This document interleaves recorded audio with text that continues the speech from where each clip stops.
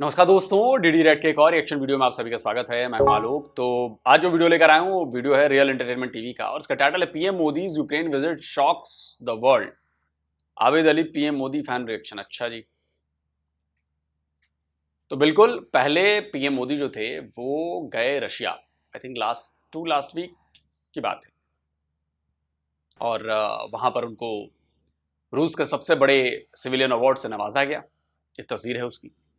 खुद प्रेसिडेंट जो पुतिन थे उन्होंने हैं बेसिकली थे कह दिया मैंने, पुतिन हैं, उन्होंने ये अवार्ड पीएम मोदी को दिया। और उसके बाद अब वो गए हैं पीएम मोदी ज़ेलेंस्की से मिलने, व्लादिमीर ज़ेलेंस्की से मिलने यूक्रेन, और वहां पर जाकर बातचीत हो रही। तो मुझे लगता है कि पीएम मोदी दुनिया के इकलौते ऐसे लीडर हैं जो पुतिन से भी मिले और ज़ेलेंस्की से भी मिले और वो बात कर रहे हैं कि भाई युद्ध रुकना चाहिए, लड़ाई रुकनी चाहिए, शांति होनी चाहिए। तो मुझे लगता है कि पीएम मोदी की कोशिश है कि भाई किसी तरह से लड़ाई को रुकवा दिया जाए। ज़ेलेंस्की भी ये कह रहे हैं, अब उनकी मजबूरी है कि भाई पीएम मोदी ऐसा करा सकते हैं, वो रुकवा सकते हैं। तो let's hope for the best कि भाई लड़ाई ख़त्म हो जाए, लड़ाई रुक जाए, शांति हो जाए। सैकड़ों हज़ारों लोग मर चुके हैं, कई चीज़ें तबाह हो चुकी हैं, शहर के शहर तबाह हो चुके हैं, नुकसान बहुत ज़्यादा हुआ है। तो ये लड़ाई रुकनी चाहिए। तो चलिए देखते हैं कि भाई कि इस पर आबिद अली का क्या कहना है। पूरी बात बताएं ऑडियंस को कि बात मैंने क्या की थी और क्या, बल्कि आप उसका क्लिप भी काट के लगाएं। मैंने आपको कहा था कि यूक्रेन के प्राइम मिनिस्टर जो है वो प्राइम मिनिस्टर नरेंद्र मोदी की मिन्नत करेंगे या उनकी रिक्वेस्ट करेंगे कि आप हमारी जंगबंदी के ऊपर काम करें, रुकवाएं, कुछ करें। तो वो हुआ। आप भी उसमें इनकार कर रहे थे कि नहीं ऐसा नहीं है, ये नहीं है, वो नहीं है, वो तो वैसे ही गए। लेकिन रियल बात ये थी कि अमेरिका का उधर बस नहीं चल रहा था, यूक्रेन में तबाहियां हो रही थी और वो प्राइम मिनिस्टर नरेंद्र मोदी के जाने का या उन्हें बुलाने का मकसद यही था कि हमारी जंग को रुकवाया जाए। और सबसे बड़ी बात चौधरी, मैं इधर आपसे ये पूछना चाहूंगा कि दुनिया में किसी माई के लाल में ये हिम्मत है कि जिस मुल्क में जंग चल रही हो, मुल्क तबाह हो रहा हो, और उस मुल्क में किसी मुल्क का वज़ीर आज़म जैसे prime minister Narendra Modi Ukraine में गए हैं। देखें अमेरिका सुपर पावर बनता है दुनिया के बीच में, जो यूक्रेन की बड़ी साइड लेता है, अपने डॉलर भी खर्च करता है। क्या अमेरिका के सदर की हिम्मत है यूक्रेन में आने की? अरे यार ये छोड़ो, मैं पाकिस्तान के वज़ीर आज़म की बात करता हूँ। फलस्तीन में कितनी बड़ी जंग चल रही है, पाकिस्तान के वज़ीर आज़म फलस्तीन जा सकते हैं? मुसलमान कंट्री है भाईजान, वो सऊदी अरेबिया का बादशाह जो है वो क्या फलस्तीन जा सकता है ऐसी सिचुएशन में? लेकिन मुझे लग रहा है कि शायद यूक्रेन का विजिट तो कई सारे लीडर्स ने किया है, वर्ल्ड लीडर्स ने, जहां तक मुझे याद आ रहा है। अगर मैं गलत हूं तो दर्शकों प्लीज मुझे करेक्ट करिएगा। जहां तक मुझे याद आ रहा है ब्रिटिश पीएम भी गए थे शायद, और भी कई लोग गए थे यार। मेरी नजरों से वो खबरें गुजरी हैं, बड़े बड़े लीडर्स थे और वो गए हैं ज़ेलेंस्की से मिलने। और जैसा कि मेरे सहयोगी हैं भुवन भाई, वो बता रहे हैं कि बाइडेन भी गया था ज़ेलेंस्की से मिलने। यूक्रेन में ही मुलाकात हुई थी भुवन भाई। हाँ, तो यूक्रेन में ही मुलाकात हुई थी तो बाइडेन भी गए थे यार, ऐसी बात नहीं है। तो ये कहना है कि सिर्फ मोदी गए हैं वहां पर यूक्रेन में, नहीं, ऐसी बात नहीं है। मुझे लगता है कि आबिद भाई थोड़ी सी और आप नॉलेज आपको इकट्ठी करनी चाहिए। ठीक है, आप मोदी को पसंद करते हैं, लेकिन इसका मतलब ये भी नहीं है कि भाई फैक्ट्स जो हैं वो आधे अधूरे पेश किए जाएं या गलत फैक्ट्स दिए जाएं। फैक्ट ये भी है कि भाई दुनिया के बड़े से बड़े लीडर भी यूक्रेन में जाकर ज़ेलेंस्की से वॉर के दौरान मिलकर आए, ये बात है। लेकिन नहीं, प्राइम मिनिस्टर नरेंद्र मोदी, क्योंकि उस बंदे का काम है पीस और अमन को लेके चलना, वो दुनिया में पीस के काम करवा रहे हैं। अभी देखें आप उधर ये स्टेटमेंट दी भी है, यूक्रेन के जो प्रेसिडेंट है उन्होंने ये स्टेटमेंट दी भी है कि हाँ भाई, दो कंट्रीज के यानी रशिया और यूक्रेन के दरमियान जो कन्फ्लिक्ट चल रहा है उसे खत्म करने में इंडियन प्राइम मिनिस्टर काफी रोल अदा कर सकते हैं, उनका काफी इन्फ्लुएंस है पूरी दुनिया में। चौधरी साहब, यूक्रेन में इस टाइम जो चल रहा है ना, वो लोग प्राइम मिनिस्टर नरेंद्र मोदी के तरले कर रहे हैं कि हमारे पार्लियामेंट में आए, उधर आके खिताब करें। आपको याद होगा कि दुनिया का जो सुपर पावर अमेरिका, उनके पार्लियामेंट में भी जाके प्राइम मिनिस्टर नरेंद्र मोदी ने खिताब किया था। तो वही सिचुएशन अब इधर बन रही है कि वो कह रहे हैं हमारे पार्लियामेंट में आए। इससे पहले जब प्राइम मिनिस्टर नरेंद्र मोदी उधर गए रशिया, तो रशिया में जब गए ना तो यूक्रेन में मीम बनने लगे। यूक्रेन के वजीर आजम ने, हालांकि उधर एक बच्चों के हॉस्पिटल पे कहीं अटैक हुआ था, तो यूक्रेन के वजीर आजम प्रेसिडेंट ने बहुत बुरा बयान दिया था इंडिया को लेके कि इधर बच्चों की जान जा रही है और आप उधर जाके बैठ गए, यारियां कर रहे हैं, दोस्तियां कर रहे हैं। तो आज वही प्राइम मिनिस्टर नरेंद्र मोदी है, आपके मुल्क में बैठा हुआ है मैंने लास्ट वीडियो में भी कहा था कि उनकी टांगे दबाएं और उन्हें मनाएं, उनकी मिन्नत करें, शायद वो आपकी जंग रुकवा दें। ये हो ठीक है, सकता है। चले ये तो आने वाला वक्त बताएगा कि क्या आगे होता है यूक्रेन रशिया की वार को लेके। लेकिन ये चीज वाकई जो आबिद भाई ने बात की है कि हम मतलब फलस्तीन को लेके पाकिस्तान के प्राइम मिनिस्टर, तुर्की की बात कर लें, उनके हेड ऑफ स्टेट, ईरान की बात कर लें जो सबसे फ्रंट पे नजर आ रहा है, जी हम इसराइल के अगेंस्ट जंग करेंगे, ये सब कुछ करेंगे। एक दफा भी कोई यहाँ से फलस्तीन में गया, वहां पे जाके कोई स्पीच की हो, उनके साथ खड़े हो। और ये एक छोटी बात नहीं होती कि रशिया और यूक्रेन दोनों के दरमियान जंग चल रही है, वो रशिया भी गए और यूक्रेन भी गए। मतलब ये साबित कर दिया कि अगर कोई जंग रुकवा सकता है, उन्हें एक फर्क नहीं। देखिए शोएब भाई, मुझे लगता है कि आपको ना और ज्यादा इसको डीपली स्टडी करने की जरूरत है, फिलिस्तीन वाले कॉन्फ्लिक्ट को। ये लड़ाई इजराइल और फिलिस्तीन के बीच नहीं चल रही है। अब आप कहेंगे कि अरे ये क्या बात हो गई? जी बिल्कुल, फिलिस्तीन का हिस्सा है ना वेस्ट बैंक। क्या वेस्ट बैंक इस लड़ाई में शामिल है? नहीं। क्या वेस्ट बैंक पर अटैक हुआ है? नहीं हुआ है। ये लड़ाई इजराइल और हमास की है, दो देशों की लड़ाई नहीं है। ये एक आतंकवादी संगठन और एक देश के बीच लड़ाई है। वरना पूरा फिलिस्तीन इस वक्त इजराइल के खिलाफ खड़ा होता। महमूद अब्बास जो वहां के पीएम हैं वो भी खड़े होते और फौज को हुक्म देते कि हमास वालों के साथ मिलकर जाकर इजरायलियों से लड़ो। लेकिन ये तो लड़ाई नहीं हो रही ना। तो इस बात को समझने की कोशिश करिए आप लोग कि वो लड़ाई दो देशों की नहीं है। अभी जो वो जंग शुरू हुई है वो हमास और इजराइल के बीच है, ना कि फिलिस्तीन और इजराइल के बीच है। हाँ, चूंकि हमास का उस इलाके पर कब्जा है जो फिलिस्तीन के अंदर आता है, गाजा, इसलिए अब जिसको समझना है समझे, नहीं समझना मत समझे। ये भी तो है। एक फर्क नहीं पड़ता क्योंकि उनकी पूरी दुनिया के साथ दोस्ती है प्राइम मिनिस्टर नरेंद्र मोदी की, उनकी दुश्मनी किसी के साथ नहीं है। अफ्रीकन देखिए, कंट्रीज रशिया नाराज क्यों होगा, किस बेस पे नाराज होगा? रशिया के साथ हिंदुस्तान की बहुत बड़ी तिजारत है, बिलियंस ऑफ डॉलर की तिजारत है, इससे भी बहुत ऊपर की तिजारत है। ठीक है। देखिए रशिया अभी अगर प्राइम मिनिस्टर नरेंद्र मोदी को कहता है कि आप यूक्रेन क्यों चले गए, हाँ। हम आपके साथ तिजारत नहीं करेंगे, तो बर्बादी रशिया की है। इंडिया तो स्टेबल है, दुनिया की 5वीं बड़ी इकोनॉमी है, वो आज आप तिजारत नहीं करें किसी और से कर लेंगे। ठीक तो है। उधर जाने का मकसद भी यही था कि अमेरिका जो है ना, अमेरिका इस टाइम परेशान बैठा हुआ है, ठीक है। जिसे हम सुपर पावर मानती है ना पूरी दुनिया, वो सर पकड़ के बैठा हुआ है। और उससे जब ये काम नहीं होते तो प्राइम मिनिस्टर नरेंद्र मोदी को यूज किया जाता है, क्योंकि मोदी की दुनिया में लड़ाई नहीं है, वो हाँ। सबके साथ दोस्ती है। देखे दुनिया का किसी नहीं नहीं नहीं नहीं नहीं नहीं, ये एनालिसिस आपकी कहीं और जा रही है आबिद भाई। अमेरिका हो या पूरा वेस्ट हो, वो इस लड़ाई को रुकने नहीं देना चाहते। आप इस पॉलिटिक्स को समझिए। यूक्रेन में जो हथियार यूज हो रहे हैं वो हथियार कहां से आ रहे हैं? अमेरिका से आ रहे हैं। यूक्रेन को इतना ज्यादा सपोर्ट कौन दे रहा है? अमेरिका दे रहा है, पैसे दे रहा है, हथियार दे रहा है। यूरोप दे रहा है, पैसे दे रहा है, हथियार दे रहा है। नाटो कंट्रीज दे रही हैं। क्यों दे रही हैं? सामने कौन है? इकलौता रशिया। शुरू से किसके बीच लड़ाई रही है? रशिया वर्सेस ऑल रही है उधर वेस्ट में। तो अगर लड़ाई को खत्म करने देना चाहते तो अब तक तो ये लोग आ गए होते कि भाई आओ मिलकर बैठ के बात करते हैं, ये करते हैं, वो करते हैं। कभी आया ऐसा बयान? आप फंडिंग रोकते, आप हथियार पहुंचाना रोकते, ज़ेलेंस्की सरेंडर कर देता, बातचीत कर लो। अमेरिका और वेस्ट इस लड़ाई को जिंदा रखना चाहते हैं ताकि रशिया इसमें उलझा रहे, रशिया के पैसे खर्च होते रहे, रशिया इसमें तबाह हो जाए।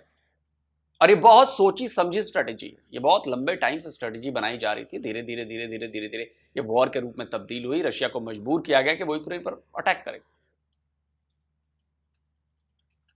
इसलिए अगर कोई ये कहता है कि अमेरिका और ये लोग परेशान है, बिल्कुल परेशान नहीं है।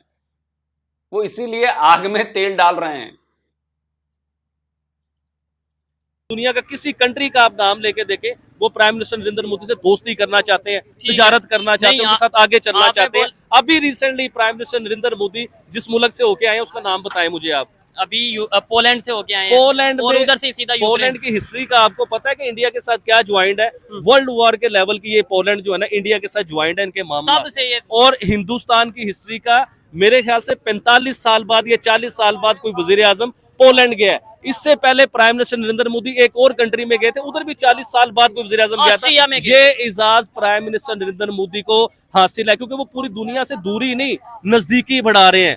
जिन मुल्कों में हिंदुस्तान लेकिन का आबिद वज़ीर-ए-आज़म- भाई, फिर पाकिस्तान तो बिल्कुल नेबर कंट्री है। इधर बहुत से लोग ये सवाल करेंगे, मतलब जो पाकिस्तानी है कि यार ये कह रहे हैं कि ऑस्ट्रिया जाके ये करेंगे, उधर इसके अलावा पोलैंड में गए हैं, वहां पे पीस की बात कर रहे हैं, यूक्रेन में गए हैं, पीस की बात कर रहे हैं, ये नेबर में पाकिस्तान है। तो भाई इसके साथ- पाकिस्तान भी आए थे प्राइम मिनिस्टर नरेंद्र मोदी, वो नवाज शरीफ की फैमिली की शादी में बिल्कुल। प्राइम मिनिस्टर नरेंद्र मोदी नहीं आए, वो इधर भी आए थे। वो दुनिया में हर मुल्क में जाना चाहते हैं, हर किसी के साथ तल्लक बेहतर करना चाहते हैं। अब आगे से आपको रिस्पॉन्स तल्लक बेहतर करने वाला ना मिले तो वो आपकी गलती है। जैसे यूक्रेन आज प्राइम मिनिस्टर नरेंद्र मोदी को मना रहे हैं अपने मुल्क के फायदे करवाने के लिए, इस तरह पाकिस्तान भी बड़ा कुछ कर सकता था। सिर्फ हम कश्मीर को लेके बैठ के सर समझे, अपनी ट्रेड बंद की, अपने लोगों को नुकसान दिया। अब ट्रेड बंद होने से क्या होता है, मुल्क में महंगाई आती है, ठीक है। और उन्हें तो कोई फर्क नहीं पड़ा ट्रेड बंद करके, वो तो दुनिया की 5वीं बड़ी इकॉनमी बन गए, हम रुसवा हुए, ठीक हम है। लोग नीचे और आए। मैंने, आप जो रेगुलर वीडियोस देखते हैं, बहुत से लोग जानते होंगे कि हमने सब्जी मंडी में भी जाके इंटरव्यू किया। वहाँ के जो बिजनेसमैन है, जहाँ के जो फ्रूट बेचते हैं, सब्जी बेचते हैं, उनसे पूछा कि भाई इंडिया से ट्रेड बंद हुई है, फायदा हुआ या नुकसान? उन्होंने बोला नुकसान हुआ।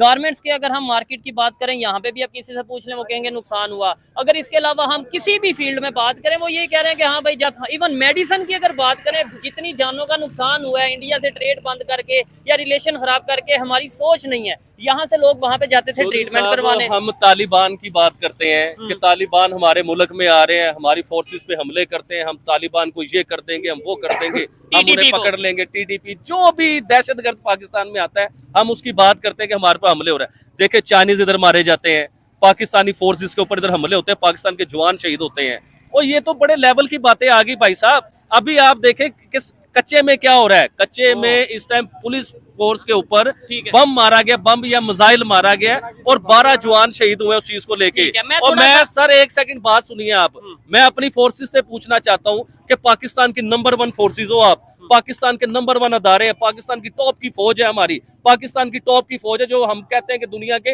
नंबर 1 है हम लोग। और भाई आपके मुल्क में कच्चे में दहशतगर्द हैं और आपको पता ही नहीं है यार। और वो हर साल 2 बार 3 बार किसी लोगों को पकड़ते हैं, उन्हें किडनैप करते हैं, किसी के हाथ काट के मूवियां बनाते हैं, किसी की उंगलियां काट के मूवियां बनाते हैं। और भाई कहाँ गए हमारे दायरे? इस तरह तो हम फेल होते हुए नजर आ रहे हैं। और मुझे लगता है कि इसके बीच में कोई बड़े लेवल के हाथ हैं। आप समझे चौधरी साहब कि इतना बड़ा काम हो रहा है और किसी को पता ही नहीं है। वैसे हम तालिबान को पकड़ने की बातें कर रहे हैं, पहले इन्हें पकड़ो, ये कच्चे के जो डाकू है, 4 डाकू, 6 डाकू, 20 डाकू आपके ऊपर ऐसे मुसल्लत हो गए हैं कि जैसे मर्जी आपको लूट ले, बर्बाद कर दे, और इस मुल्क में समझ ही किसी को नहीं आ रही। वाकई बहुत शर्म वाली।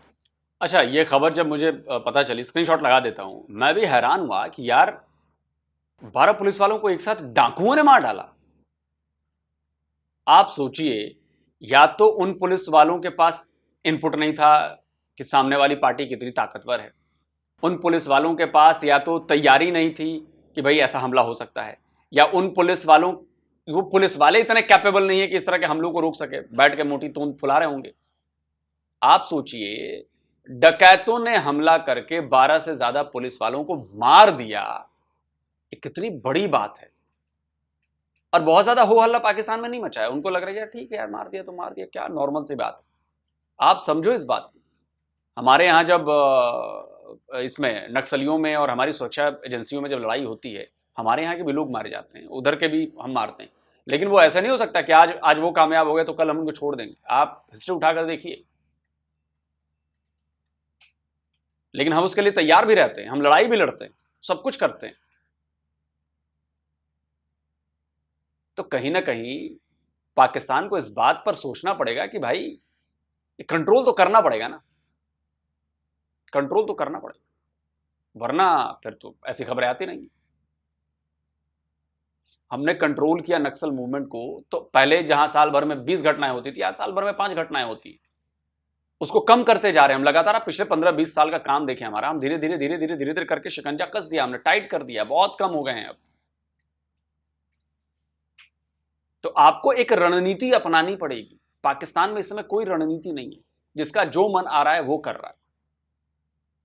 तो शर्म वाली बात, मतलब शर्मिंदगी वाली बात है कि पुलिस फोर्सेस की अगर बात करें, 22 के करीब पुलिस के जवान थे 12 जिनके ऊपर अटैक हुआ, और जिसमें से 12-13 लोगों की जानें गई हैं। और मैं थोड़ा सा, क्योंकि बहुत से लोग जो हैं पाकिस्तान से बाहर से देख रहे हैं, उन्हें शायद कच्चे के डाकुओं का इतना आइडिया ना हो। ये एक छोटा सा ग्रुप है, मतलब 10, 20, 30, 40, 50 डाकू जो पाकिस्तान से बिलोंग करते हैं, पंजाब से बिलोंग करते हैं, और वो लोग जो उनके एरिया में जाता है, कोई भी जाता है, उसे किडनैप कर लिया जाता है, उठा लिया जाता है। हमारी फोर्सेस अभी तक नाकाम नजर आई। ऑपरेशन स्टार्ट होता है, फिर रुक जाता है, ऑपरेशन स्टार्ट होता है, फिर रुक जाता है, फिर खबर आती है कि आज फिर एक कच्चे के डाकू ने एक इंसान को उठा लिया, जिसे उठा लिया। ये बड़ी हैरत वाली बात है। भाई यार, कच्चे के डाकुओं को जानते हैं?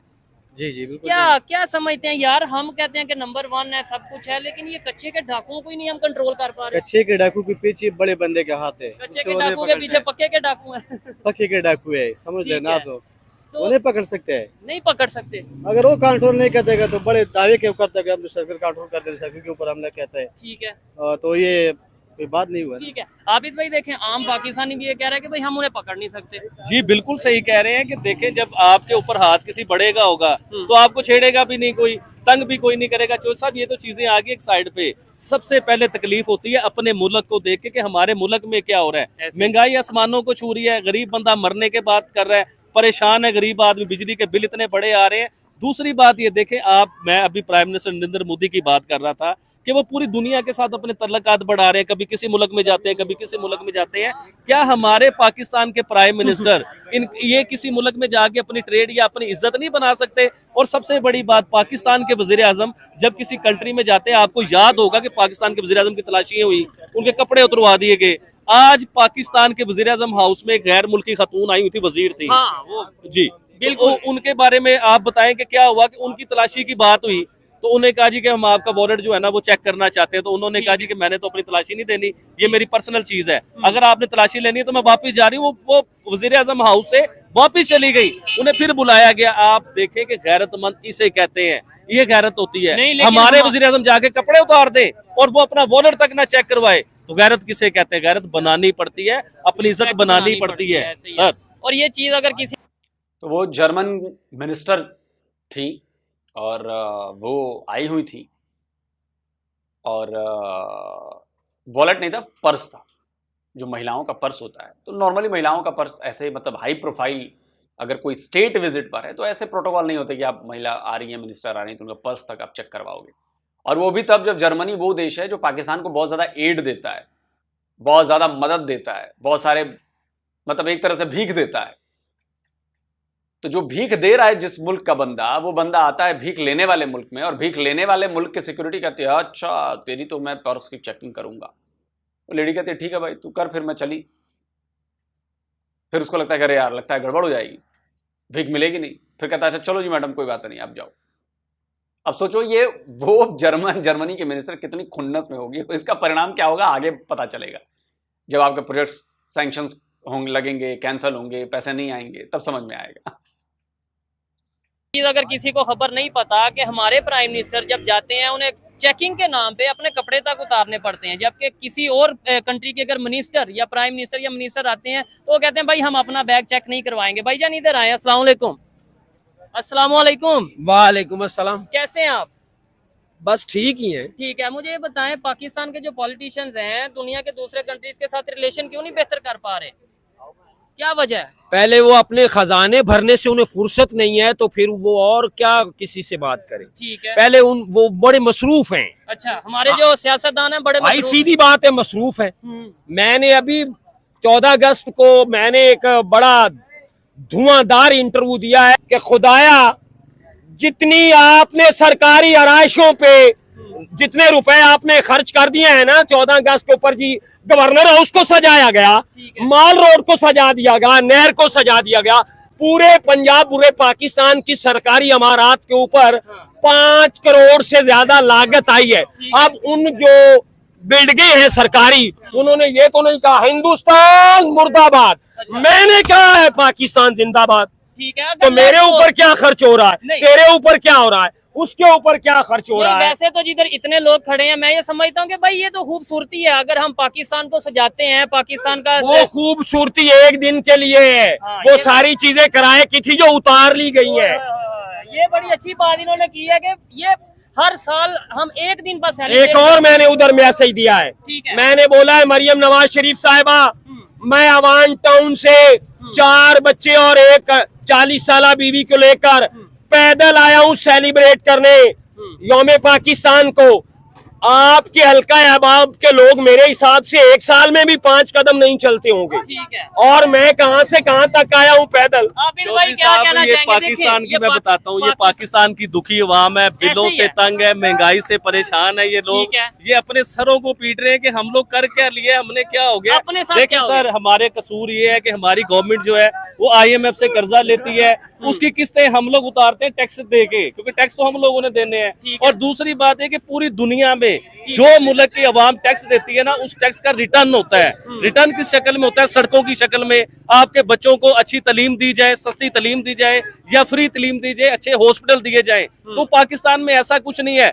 भाई की तड़प बिल्कुल ठीक है कि करोड़ों रुपया लगा दिया आपने बिल्डिंगें सजाने में, आम आदमी के लिए क्या सोचा? नो डाउट के पाकिस्तान का जश्न मनाना चाहिए, 14 अगस्त बड़े तरीके से और बहुत अच्छा मनाना चाहिए, लेकिन गरीब मुल्क के हिसाब से भी ये भी देखना चाहिए कि हम गरीब मुल्क है, हम लोग कर्जों में फंसे हुए हैं। मुझे आमद हो गई है। क्या आमद हुई है? आमद ये हुई है कि भाई आप सभी से मैं एक सवाल कर रहा खड़े हैं, जी, हूँ, आप बता दो आपके मोहल्ले में, हाँ। आप मार्केट में, किसी ऐसे जगह पर हाँ। जिन लोगों ने पाकिस्तान बनाया, कायदे आजम के वफ्द में जितने भी लोग शामिल थे, अच्छा। क्या 14 अगस्त को किसी के नाम पे भी किसी को भी खराज अकीदत पेश किया गया? कोई सेमिनार करवाया गया, तकरीरें करवाई गई हो, अच्छा। बताया गया हो नई जनरेशन को कि ये मोबाइल हमारे- देखने के लिए पाकिस्तान नहीं बना? अच्छा, यार वक्त आपका बच्चा मोबाइल देखता रहे। आप ये देखें ना, ये कि जिनसे हम अलग हुए थे, जिनसे हम अलग हो गए, जश्न मना रहे हैं, आज वो किधर चले गए हैं? आप ये देखें कि वो आज उनके जो प्राइम मिनिस्टर हैं, उनकी क्या रिस्पेक्ट है हमारे और प्राइम आखिर मिनिस्टर? में मुझे जल्दी है, मैं जाने हाँ। वाला हूँ। पाकिस्तान कायम है, उसकी वजह यह है क्या? कि क्या? अल्लाह ऊपर है, जी। जो ये देख रहा है कि पूरी दुनिया का इस्लाम का ये किला है। अच्छा। मैंने इन सियासतदानों, इन जागीरदारों के लिए नहीं, मैंने इस्लाम के किले के लिए इसको हमेशा कायम रखना है और ये कायम रहेगा, ठीक है, तो वरना इनकी कोई। ये वही बंदा है, ये एक और वीडियो में आ चुका है। ये अपने आप को बड़ा टैलेंटेड समझता है, इसको लगता है कि मैं इतना बढ़िया एंकर साबित हो सकता हूं कि पूछो मत, और मेरे पास इतनी नॉलेज है कि पूछो मत। बाकी तो आपने सुन ही लिया भाई साहब। की कोई आते नहीं है कि नहीं, पाकिस्तान कायम रह मुझे ये जाए। बताएं, पाकिस्तान इस्लाम का किला है, तो ये फलस्तीन में जो कुछ हो रहा है उसके लिए पाकिस्तान यानी इस्लाम का किला, एटॉमिक पावर भी है, हम क्या कर रहे हैं? इसके ये ऊपर हमारे मेरा, हाँ। इसके ऊपर अगर मैं जवाब दूं ना तो मेरी हैसियत नहीं है। मैनेजमेंट बहुत कम मजबूत है, इसके अंदर जो डरते मेरा हैं? मैसेज है, डरता नहीं हूं मैं, अल्लाह से डरता भाई हूं। फ्रीडम ऑफ स्पीच मैं पहले भी बयान देता हूं। अच्छा, देखो भाई, अगर मियां मोहम्मद शहबाज शरीफ वजीर आजम पाकिस्तान ने अच्छा। फलस्तीन के में अंदर जब से जुल्म हो रहा है, आप बता दो कोई एक ट्वीट आया हो, अच्छा, आप मियां शहबाज शरीफ साहब ने कोई जंग पे दिया हो कि फलस्तीन हाँ। बाज आ जाओ? फलस्तीन कैसे? ओ, फलस्तीन नहीं। क्या नाम है अच्छा, उनका? इसराइल, सॉरी फॉर दैट, अच्छा। कि इसराइल तू बाज आ जा। भूल हो नहीं, जाती है। मजाक ही है ना। हजरत आदम से भी भूल हुई, मुझे इसलिए ये तो हो सकता बताएं, मैं आगे हम बात ये कर रहे थे कि पाकिस्तान के प्राइम मिनिस्टर फलस्तीन में जाके खड़े हो ना, जैसे इंडिया के प्राइम मिनिस्टर अभी यूक्रेन में जाके खड़े हैं, यूक्रेन और रशिया की जंग चल रही है, हम यही बात कर रहे थे, फलस्तीन जाते है। क्यों? भाई उनका अगर जज्बा उनको कहे तो वो जाए। मैंने पहले कहा है, उनको भाई फुर्सत नहीं है। अच्छा, डरते हैं? मैं ये नहीं कहता डरते हैं, लेकिन बात यह है कि अगर कोई बयान ना आए हमारी अब हुकूमत की तरफ से, जज्बे अगर का क्या कोई भी मायने? ऐसा काम ना किया जाए तो फिर हम यही कहेंगे कि यार ये भूले हुए हैं भाई। जज्बे का मतलब है डॉलर। पाकिस्तान ने हमेशा जज्बा दिखाया डॉलर के साथ। अच्छा। आप देखें, अफगानिस्तान की जंग थी अमेरिका के साथ, ठीक है। हमारी तो वो जंग नहीं थी, हमने उस जंग में जज्बा दिखाया, यानी- अपने फौजी मरवाए, अपना पैसा जाया किया। क्यों? क्योंकि हमें डॉलर मिलेगा, हमें इमदाद मिलेगी, अमेरिका हमसे खुश रहेगा, हमारे बड़े का हाथ हमारे सर पे रहेगा। उस हाथ के चक्कर में हमने अपने आप को बर्बाद किया। IMF के कर्जों में हम लोग फंसे उस बड़े के हाथ की वजह से। ठीक है। उस हाथ से बचते बचते आज चाइना के हाथ में फंस गए हम लोग। आज चाइना के कर्जे ही हुए हैं भाईजान। चाइना जिस मुल्क में, आप श्रीलंका को देखिए कि उधर इतने कर्जे दिए, इतने कर्जे किए कि श्रीलंका सारा ब्लैक हो गया। आज उसकी जमीन पे कब्जा है चाइना का। और ये टाइम पाकिस्तान, अब देखे ना, पाकिस्तान की इंडस्ट्रियां बंद हो रही है। अभी सुनने को आ रहा है 120 या 100 इंडस्ट्रियां बंद हो गई। ठीक है। तो वो पाकिस्तान में चाइना ही घुसेगा ना, मेड इन चाइना फिर इन हो जाएगा पाकिस्तान में। ठीक हर है। चीज चाइना अभी की भी नजर इन नहीं आएगी। है कि हर और चीज- चलिए वीडियो खत्म करते हैं। मेनली बातें हो गई और बिल्कुल ये बात सही है। स्क्रीनशॉट लगा देता हूं। अभी शायद पिछले महीने ही 100 से ज्यादा फैक्ट्रीज आपकी बंद हो गई। और इन 100 फैक्ट्रीज, खबर ये नहीं है कि ये 100 फैक्ट्रीज बंद हो गई, खबर ये है कि इस फैक्ट्री में काम करने वाले 1.5 से 2 लाख लोग बेरोजगार हो गए। और 1.5 से 2 लाख लोगों का बेरोजगार होने का मतलब है 1.5 से 2 लाख परिवारों का संकट में आ जाना। सोचिए, ये हो रहा है पाकिस्तान में। बाकी देखिए, बात करते हैं अगर जो मेन टॉपिक था कि पीएम मोदी जो हैं वो यूक्रेन गए हैं। देखिए,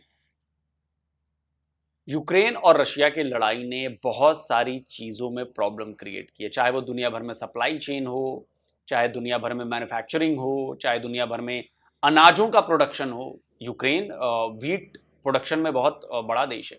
यूक्रेन आपके इंजन बनाने की टेक्नोलॉजी में, टैंक्स बनाने में बहुत आगे है। सॉरी, था, टेक्नोलॉजी तो है लेकिन अब बहुत कुछ तबाह हो गया ना यूक्रेन में। तो यूक्रेन एक अच्छा देश जा रहा था, लेकिन भाई वेस्ट ने दाना फेंका अमेरिका ने, किया नाटो में आ जाओ। और रशिया सिर्फ ये अश्योरेंस चाहता था कि भैया आप नाटो में मत आइए, नाटो फोर्सेस कहां हमारे दरवाजे पे आएंगी। यूक्रेन और रशिया का बॉर्डर मिलता है, और ये लोग चाल चली इन्होंने कि किसी तरह हमारी नाटो फोर्सेस तैनात हो जाएं रशिया के बिल्कुल बॉर्डर के पास। तो रशिया कैसे बर्दाश्त करेगा भाई? रशिया बर्दाश्त नहीं करेगा। और रशियन प्रेसिडेंट पुतिन ने एक बड़ी अच्छी बात कही थी। उन्होंने कहा कि आप कहते हो कि रशिया अग्रेसर है, अग्रेसर है, अग्रेसर है। आप बताओ कि रशिया के बाहर, जंग शुरू होने से पहले रशिया के बाहर रशिया की फौज कितने देशों में तैनात है? आपको एक देश नहीं मिलेगा। लेकिन अमेरिकी फौजें कितने देशों में तैनात है? अमेरिकी फौजें, यह आपको दिख जाएगा। नाटो में जहां जहां है वहां पर अमेरिकी फौजें बैठी हैं, फौजें बैठी हुई, उसकी सेना बैठी हुई है, हथियारों के साथ बैठी हुई। तो एक्सपैंड तो आप कर रहे हो, अग्रेसर तो आप हो। आप अपनी सेना को दूसरे दूसरे देशों में ले जाकर वहां पर बिठाए हुए आपने, घेर रहे हो आप। और ये बात बिल्कुल सही बात है। नाटो धीरे धीरे यूरोप में भी घुसकर, चारों तरफ घुसकर वो रशिया को घेर रहे हैं। और रशिया कब तक सुनेगा भाई? कब तक बर्दाश्त करेगा? रशिया की एक ही मांग है, भैया यूक्रेन तुम ये मत कहो कि हम नाटो में शामिल हो जाएंगे। आप ये बात अश्योरेंस दे दो, लिख के दे दो, ठीक है। और जेलेंस्की फंस गया उसमें। जेलेंस्की बकरा बन गया, और आज उस बकरे की वजह से अमेरिका का कुछ हो रहा है, यूरोप का कुछ हो रहा है, ब्रिटेन का कुछ हो रहा है? नहीं हो रहा है। तबाह किसके घर हो रहे हैं? यूक्रेन वालों के। किसकी जमीन पर बम बरस रहे हैं? यूक्रेन वालों के। किसका इंफ्रास्ट्रक्चर तबाह हो गया, बिजनेस तबाह हो गया, यूनिवर्सिटी कॉलेजेस तबाह हो गए? किसके लोग मर रहे हैं? यूक्रेन के। लेकिन इतनी सी बात इस कॉमेडियन प्रेसिडेंट को समझ में नहीं आई। यही तो दिक्कत है। आप जब बड़े गोल को नहीं समझ पाते हैं तो आपको नुकसान उठाना ही पड़ता है। और देखिए, पीएम मोदी जो हैं वो गोल को समझते हैं, इसलिए वो लड़ाई रुकवाना चाहते हैं, ताकि जल्द से जल्द ये लड़ाई रुके, लोगों की जानें जा रही हैं वो रुके, दोबारा से सिस्टम चालू हो, बिजनेसेस चालू हो, लाखों लोग यूक्रेन से भागकर दूसरे देशों में गए। भाई अपना देश छोड़कर रिफ्यूजी बन के जाना पड़ रहा है। आप समझ रहे हैं कितनी बड़ी त्रासदी है ये? बहुत बड़ी त्रासदी। और मुझे लगता है कि अगर पीएम मोदी रशिया और यूक्रेन के बीच की इस वॉर को रुकवाने में कामयाब हो गए तो भैया अगली बार का नोबेल पीस प्राइज जो है वो पीएम मोदी को मिलने वाला है। बोल रहा हूं मैं आज, अगर कामयाब हो गए तो। क्योंकि जेलेंस्की भी ये बात समझते हैं कि मोदी इकलौते ऐसे आदमी हैं जो लड़ाई रुकवा सकते हैं। अब देखना है कि भाई ये नेगोशिएशंस जो हैं वो कितनी कामयाब होती हैं, और क्या पीएम मोदी जो हैं वो लड़ाई रुकवा पाते हैं कि नहीं। जल्दी मिलता हूं, आप अपनी राय जरूर दें कमेंट में। जल्दी मिलता हूं एक और नए वीडियो के साथ। नमस्कार, जय।